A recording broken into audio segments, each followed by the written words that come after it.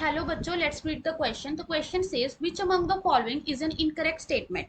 First is net reaction goes from left to right if QC is less than Kc. B is net reaction goes from right to left if QC is greater than Kc. C is net reaction goes from left to right if QC is greater than Kc. And D is net reaction goes from right to left if QC is less than Kc. So the correct options we have to select here the incorrect options. So हमें कुछ statements given है, हमें बतानी है कि उन statement में से हमारे पास कौन सी statement जो है वो incorrect होगी. तो उसके लिए हमें सबसे पहले हम देख लेते हैं हमें किस की concept की requirement है. सो हमारे पास क्या होता है यहाँ पे दो चीजें हैं, एक क्यूसी और केसी. सो क्यूसी हमारे पास होता है रिएक्शन क्वोशिएंट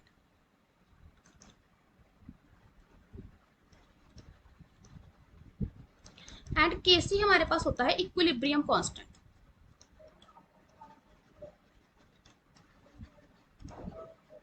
सो अब हमारे पास क्या होता है, अगर हमारे पास जो क्यूसी है वो लेस है किससे, केसी से.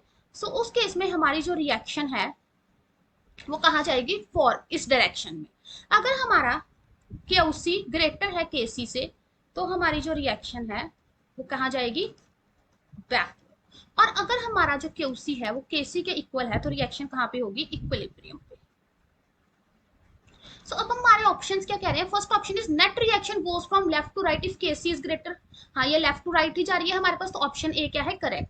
Net reaction goes from right to left if QC is greater. So अब हमारे पास अगर क्यूसी बड़ा है तो ये कहां से जा रही है, राइट टू लेफ्ट. ये भी हमारे पास स्टेटमेंट सही है. Net reaction goes from left to right if QC is greater. QC greater है तो रिएक्शन कहां से जा रही है, राइट टू लेफ्ट. ये क्या कह रहे हैं, लेफ्ट टू राइट जाएगी, तो इनकरेक्ट ऑप्शन है. Net reaction goes from right to left if KC is greater. तो केसी जब बड़ा होता है तो रिएक्शन कहां से कहा जाएगी, लेफ्ट टू राइट. तो ये भी हमारा इनकरेक्ट ऑप्शन है. तो हमसे पूछा था कि गिवन में से इनकरेक्ट कौन सा है, तो ऑप्शन क्या आएगा, option C and D are incorrect options. Hope you find the answer. Best of luck.